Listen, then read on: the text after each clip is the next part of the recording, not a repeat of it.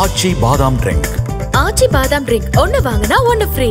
நான் ட்ரம்ப் கூட தான் நியாயமா பார்த்தா நான் வெரி க்ளோஸ் டு வந்து ட்ரம்ப் தான். நான் ரொம்ப க்ளோஸ் ட்ரம்போட தான் இருக்கேன். நீங்க அதை யாரும் சொல்ல மாட்டேங்கிறீங்க. அப்புறம் புதின் ரெண்டு பேரும் தான் எனக்கு ரொம்ப நெருக்கம். உங்களுக்கு தெரியும் தம்பி அண்ணாமலை வந்து தலைவராக இருக்கு முன்பு இருந்தே எனக்கு அவர் ரொம்ப நெருக்கம். அவர் ஒரு கட்சியில ஒரு மாநில தலைவர், நான் ஒரு கட்சியை வழி நடத்தி கொண்டு வரேன். ஆனால் கட்சி வேற கொள்கை வேற. ஆனா நாங்க ரெண்டு பேரும் அண்ணன் தம்பி இல்லைன்னு ஆயிருமா? அப்புறம் கூட்டணியான்னு கேக்குறீங்க. கூட்டணி வைக்கிறவன் எப்படி வேட்பாளர் அறிவிப்பேன்? ஒரு அடிப்படையா ஒரு கேள்வி கேளுங்க. ஒரு தர்ம நியாயம். திண்டுக்கல்ல மோகன் ராம கொல்லணும், இங்க திருச்சியில சாமி ரவியை கொன்னுட்டா இது சரியாயிரும் அப்படின்னா, இந்த வழக்குல யாராவதுனா ரெண்டு பேரை கொன்னு முடிச்சு விட்டு போயிருது அப்படின்னா இது எப்படியான அணுகுமுறை? எந்த மாதிரியான சட்டம் ஒழுங்குது? சாராய ஆலை நடத்துறவருக்கு சாராயத்தை நல்லா வித்து கொடுக்குறவன் எல்லாம் தியாகி. அது இதுல போய் நீங்க என்ன செய்யறீங்களோ அதுலதான். திருடுறவன் நல்லா திருடி கொண்டாந்தா அருமையான தளபதி தான். தம்பி உதயநிதி துணை முதல்வர் ஆகும்போது 2 நாள் 3 நாள் பாக்குறேன், யாராவது ஒரு கேள்வி கேட்பாங்கன்னு வரமாட்டேங்குது. என்ன நானாதான் குறுக்க மறிச்சு இருப்பா என்ன கேள்பா அப்படி சொல்ல வேண்டியது இருக்கு. எக்ஸ்க்ளூசிவ் அரசியல் அப்டேட்களை தெரிந்து கொள்ள மின்னம்பலம் சேனலை சப்ஸ்கிரைப் செய்யுங்க.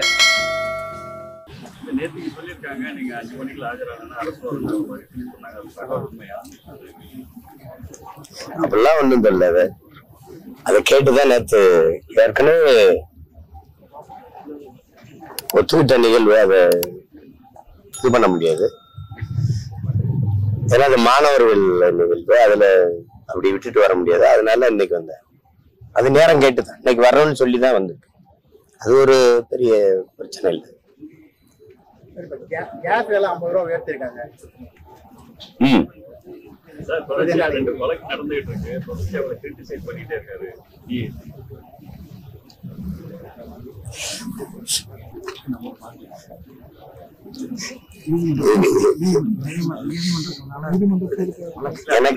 எனக்கு நிறைய வேலை இருக்கு. வேற நீங்க கேட்டது நல்ல கேள்வி. அது நீங்க அண்ணனை பார்த்து கேட்க கூடாது. ஆட்சியில இருக்கிறவங்க, அதிகாரத்துல இருக்கிறவங்க கிட்ட கேட்கணும். உங்களுக்கு தெரியும், உலகத்துல நமக்கு எண்ணெய் வளம் இல்லை. எண்ணெய் வளம் இருக்கிற நாடுகள்ல வந்து அந்த மூலப்பொருள் கச்சா பொருளுடைய விலை குறையும் போது அந்த பொருளின் விலை குறையணும்.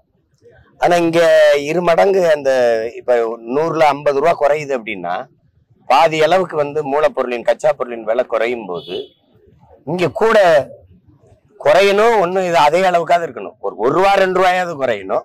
அப்படி இல்லை அதே அளவுக்காவது அது நீட்டிக்கணும். அது இல்லாம மேற்கொண்டு 50 ரூபா கூடுது அப்படின்னா இது எந்த மாதிரியான நிர்வாகம், எந்த மாதிரியான மக்கள் நலன் சார்ந்த ஆட்சி முறைங்கிறத நீங்க யோசிக்கணும். காரணம், நம்ம ஏற்றுக்கொண்ட பொருளாதார கொள்கையில வந்து எண்ணெய் நிறுவனங்களே அதற்கான விலையை தீர்மானித்துக் கொள்ளலாம்ங்கிற அந்த கொள்கை முடிவு இருக்குல்ல, அதுதான் இவ்வளவு பிரச்சனையா இருக்கு. அப்போ ஒரு மூலப்பொருளின் விலை குறைந்தாலும் விலை குறையாதுங்கிற நிலைமை வந்து ரொம்ப கொடுமையானது. அது எவ்வளவு தூரம் பாதிக்கும்னு பாருங்க.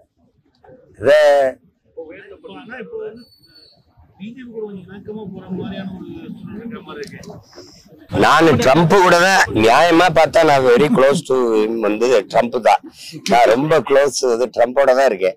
நீங்க அதை யாரும் சொல்ல மாட்டேங்கிறீங்க. அப்புறம் புதின் ரெண்டு பேரும் தான் எனக்கு ரொம்ப நெருக்கம்.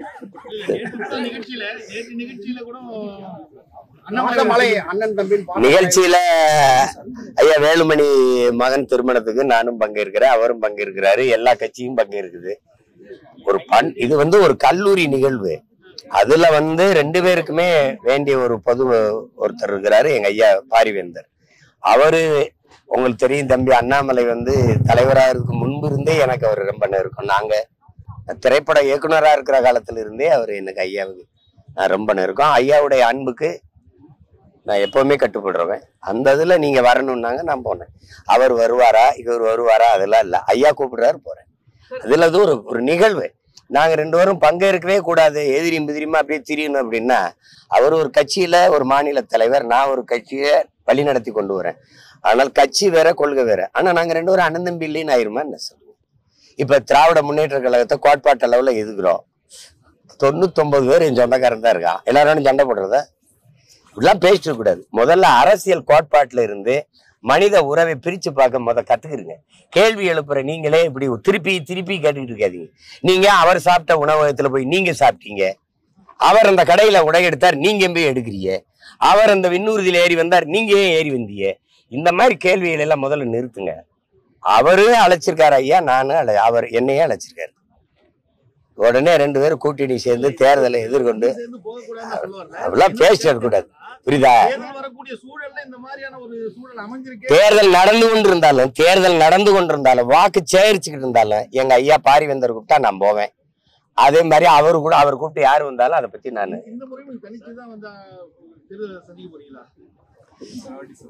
கொஞ்சம் இருங்க, இன்னும் ஒரு 6 மாசம் இருக்கா தேர்தலுக்கு, கொஞ்சம் பொறுத்துருங்களேன்.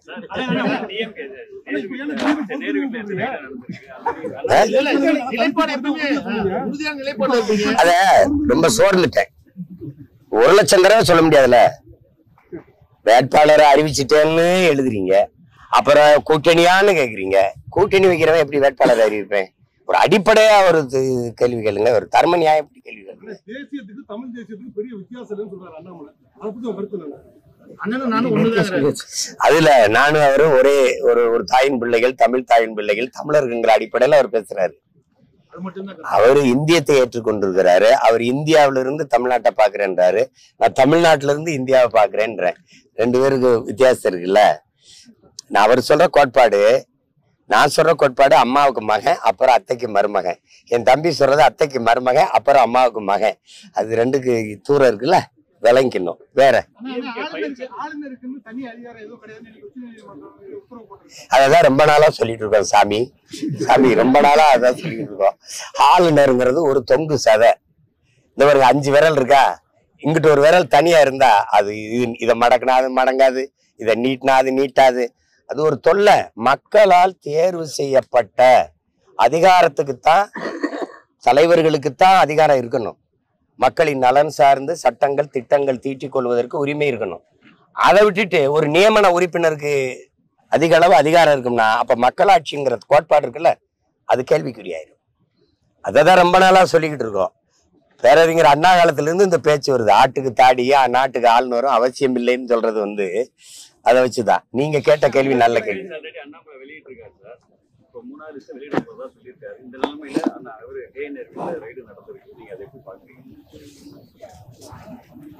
அது தேர்தல் நெருங்க இது ஒண்ணும் இந்த மாதிரி புதிய அரங்கேற்றங்களை நீங்க பாக்குறதுல, விழா காலங்கள்ல நிறைய பாட்டு கச்சேரி நாடகங்கள் எப்படி நடக்குமோ அப்படி தேர்தல் காலங்கள்ல வருமான வரித்துறை, அமலாக்கத்துறை சோதனைகள்லாம் நடக்கும்ங்கிறது நீங்க பார்க்காததா, நான் பார்க்காததா, இங்க சுத்தி நிக்கிறவங்க பார்க்காததா? புதுது ஒண்ணு இல்லையே. ஆனால் சில முக்கியமான செய்திகள் இப்ப நமக்கு சில குற்றங்கள்ல இப்ப நீங்க பாத்தீங்கன்னா, தம்பி ஆம்ஸ்ட்ராங் கொலையில இவ்வளவு காலம் ஆயிடுச்சு. கொலை செய்ய தூண்டினது யாரு, கொலைக்கு காரணம் என்ன, உண்மையான கொலையாளிகள் யாரு, அது இன்னும் தெரியப்படல. ஆனால் 3 பேர் சுட்டுக் கொல்லப்பட்டிருக்காங்க. ஏன் இவர்கள் சுட்டுக் கொல்லப்பட்டார்கள்? இவர்கள் சுட்டுக் கொல்லப்பட்ட காரணம் என்ன? இந்த குற்றத்தில் முதன்மை குற்றவாளிகளா இவர்களுக்கு இந்த குற்றத்துக்கு சம்பந்தம் இருக்கா, இல்ல இந்த கொலைக்கு இவர்கள் திட்டம் தீட்டியவர்களா, இல்ல பணம் கொடுத்து உதவியர்களா? எந்த தகவலும் நமக்கு வரல. அதே மாதிரிதான் ஐயா K.N. நேரு அவருடைய தம்பி ராமஜெயமருடைய கொலையிலே இதேதான். இவ்வளவு காலம் ஒரு தகவலும் வரல. ஆனால் இதுல எந்த சம்பந்தம் இல்லாத திண்டுக்கல் இருக்க மோகன் ராமையும் இங்க திருச்சியில் இருக்க சாமி ரவியவும் சுட்டுக் கொல்றதுக்கு ஒரு திட்டம் இருக்கு. இது எதனால திடீர்னு இவங்க 2 பேரையும் என்கவுண்டர் பண்ண வேண்டிய தேவையில்லை. என்கவுண்டருக்கு அந்த பட்டியலை சேர்க்க வேண்டிய அவசியம் இல்லை. யாரையாவது ஒருத்தரை போட்டு முடிச்சு விட்டுறணும் அப்படின்னா எப்படி? நியாயமான குற்றவாளிகள்லாம் இவ்வளவு காலம் அவர்கள் கண்டுபிடிக்கப்பட்டு நீதிமன்றத்தின் முன் நிறுத்தி விசாரிக்காம ஒரு குற்றம் முடிவு செய்யல. அவங்க எங்கே இருக்காங்க, இவங்க எங்கே இருக்காங்க, திடீர்னு இந்த குற்ற வழக்குல கொண்டு சம்பந்தப்படுத்தி திண்டுக்கல்ல மோகன் ராம கொல்லணும், இங்க திருச்சியில சாமி ரவியை கொன்னுட்டா இது சரியாயிரும் அப்படின்னா, இந்த வழக்குல யாராவதுன்னா 2 பேரை கொன்னு முடிச்சு விட்டு போயிருது அப்படின்னா இது எப்படியான அணுகுமுறை? எந்த மாதிரியான சட்டம் ஒழுங்குது? அதான் கேக்குறேன். யாரு இதுக்கு பதில் சொல்லணும். எதனால இவர்களை இந்த கண்டதும் சுட உத்தரவு பட்டியலை சேர்த்தி இந்த குற்றத்துக்கு இவர்களுக்கு தொடர்பு இருக்கு அப்படின்னா நீதிமன்றம் சொல்லியிருக்கா, உத்தரவு பிறப்பிச்சிருக்கா, இல்ல தண்டனை அனுப்பிச்சு சிறையில் இருந்திருக்காங்களா? எதனால சொல்றீங்க? ஏற்கனவே 2 பேர், அந்த ஜெகன் அப்புறம் அவரு இன்னொருத்தர் பேர் என்ன, புதுக்கோட்டையில துறை, இத 2 பேரையும் எதுக்கு சுட்டீங்க? குற்றவாளி குற்றம் செய்கிற போது சிறை தண்டனையை அனுபவிச்சுட்டு வெளியில வந்த பிறகு திருந்தி வாழும் போது சுட்டு கொல்லப்படுவார்கள்னா அப்ப எப்படி எந்த மாதிரி இது? இப்ப நீங்க என்ன பாருங்க, ஒரு நாள் இந்த திண்டுக்கல்ல இருக்கிற இவர் இந்த சாமி ரவியும் அங்க மோகன் ராமும் வந்து இந்த இப்ப நான் இதை பேசலைன்னா உங்களுக்கு தெரியாது. ஒரு நாள் கொண்டிருப்பாங்க. எதுக்கு கொண்டாங்கன்னா, நீங்க செய்தியில இந்த ஐயா ராமஜெயம் கொலையில உங்களுக்கு சம்பந்தம் இருக்குன்னு போட்டு மூடி விட்டு போயிடுவாங்க. உண்மையான குற்றவாளி யாரு? இப்ப தம்பி ஆம்ஸ்டாங் கொலையிலேயே உண்மையான குற்றவாளி யாரு?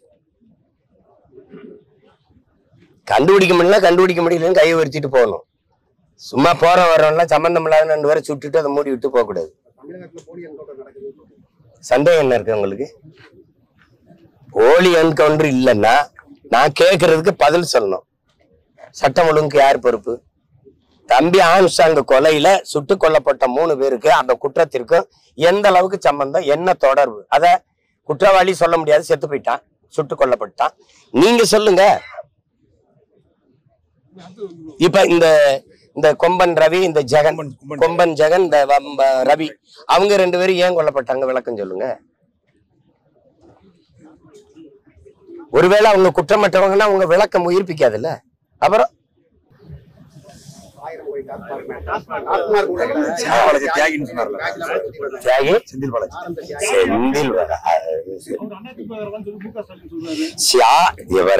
நாட்டு விடுதலைக்கு போராடுற போராட்டத்தை முன்னெடுக்கிறவனுக்கு, போராட்டத்தில் ஈடுபட்டவன் எல்லாம் தியாகி. சாராய ஆலை நடத்துறவருக்கு சாராயத்தை நல்லா வித்து கொடுக்கறவன் எல்லாம் தியாகி. இப்ப இதுல போய் நீங்க என்ன செய்யறீங்களோ அதுலதான். திருடுறவன் நல்லா திருடி கொண்டாந்தா அருமைடா அருமையான தளபதிடாம்பா. அப்படிதானே இதெல்லாம் ஒரு கேள்வியா? உங்களுக்கு தெரிஞ்சுக்கிட்டே பதில தெரிஞ்சுக்கிட்டே இந்த கேள்வியை கூடாது.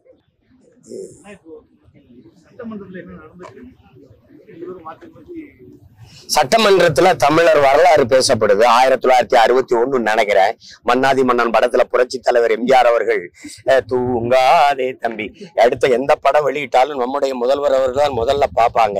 அவங்க படம் வெளியிட்டோன்னா நம்ம முதல்வருக்கு தான் போன் அடிச்சு படம் எப்படி இருக்கு தம்பின்னு கேட்பாங்க. ஏன்னா எம்ஜிஆர் ஜெயலலிதா 2 பேரும் உயிரோட இல்ல, என்னத்தை வேணாலும் பேசலாம்.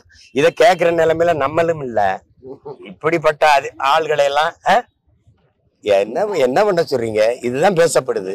மக்கள் பிரச்சனை எங்க பேசப்படுது? நம்மளும் ரசிச்சுட்டு தானே கச்சத்தீவு மீட்க ஒரு தீர்மானம் வந்தா அதை பேசுறோம், நீட்டு தீர்வுக்கு எதிராக ஒரு தீர்மானம் வந்தா அதை பேசுறோம். எது இதெல்லாம் மும்மொழி கொள்கை ஆதரவா பேசுனேங்கிற கருத்து புதுசா இருக்கு. எங்களுக்கு திரும்ப திரும்ப சொல்றேங்க, எனக்கு மட்டும் இல்ல, உலகத்தில் இருக்கிற எல்லா மொழி வழி தேசிய இனங்களுக்கும், இந்தியாவில் இருக்கிற எல்லா மாநிலங்களுக்கும் அவங்க எப்படி கொள்கை முடிவு எடுக்கிறாங்கன்னு தெரியாது. எங்களுடைய தமிழ் தேசியர்கள் கொள்கை முடிவு, மொழி கொள்கை, எங்களுக்கு கொள்கை மொழி, எங்கள் உயிர் மொழி தமிழ், பயன்பாட்டு மொழி ஆங்கிலம். ஒரு கெடுவாய்ப்பா வெள்ளை இனங்களை ஆண்டுட்டதுனால பல நாடுகளில் தொடர்பு மொழியா இருக்கனால, குறிப்பா சில நாடுகள், அமெரிக்கா, ஆஸ்திரேலியா, இந்த கனடா, இந்த பிரிட்டன் மாதிரி நாடுகள், அதுவும் ஐரோப்பிய நாடுகள்ல இல்ல. ஆங்கிலம் பயன்பாட்டு மொழி. உலகத்தின் எல்லா மொழிகளும் எங்கள் விருப்ப மொழி. அது எந்த மொழியும் கற்போம். நீ ஹிந்தி தான் படின்னு சொல்லாத.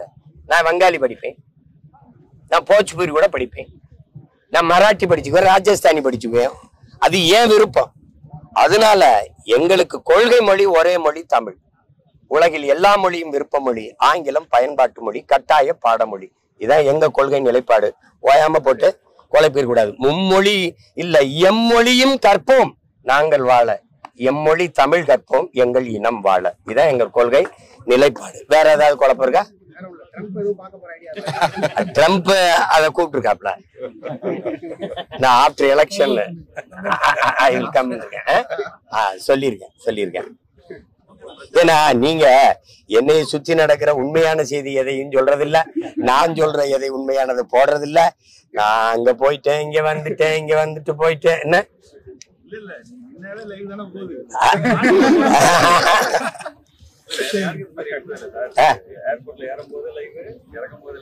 இதெல்லாம் போடுறீங்க, நான் வணங்குறேன், ரொம்ப மதிப்பு. ஆனா அந்த சாதிவாரி கணக்கெடுப்பு, சமூக நீதி, பஞ்சமன் நில மீட்புக்கு நாங்க எல்லாரும் போராடணும். என்னோட சேர்ந்து 20 கட்சி தம்பிகள் தலைவர்கள் எல்லாம் வந்தாங்க. ஒரு செய்தி கூட போடல. மின்கட்டண உயர்வுக்கும் சட்டம் ஒழுங்கு சீர்கேட்டுக்கும் ஒரு ஆர்ப்பாட்டம் பண்ணேன். ஏன்ன போராட்டம்னு கேட்கல, ஏன் போராட்டம்னு கேட்கல. அப்பதான் கொஞ்சம் வலிக்கும் பாருங்க. எந்த மக்கள் பிரச்சனைக்கு நான் நின்னாலும் கிட்ட வர மாட்டேங்கிறீங்க. தம்பி உதயநிதி துணை முதல்வர் ஆகும்போது 2 நாள் 3 நாள் பாக்குறேன், யாராவது ஒரு கேள்வி கேட்பாங்கன்னு வர மாட்டேங்கிறீங்க. என்ன நானாதான் குறுக்க மறிச்சு இருப்பா என்ன கேள்ப்பா அப்படி சொல்ல வேண்டியது இருக்கு. அப்படிதான் சொல்ல வேண்டியது. சரி, ரொம்ப நன்றி, வணக்கம், போயிட்டு. ஆச்சி பாதாம் ட்ரிங்க். ஆச்சி பாதாம் ட்ரிங்க் ஒன்னு வாங்கினா ஒன்னு ஃப்ரீ. மின்னம்பலம்.com தமிழின் முதல் மொபைல் பத்திரிகை.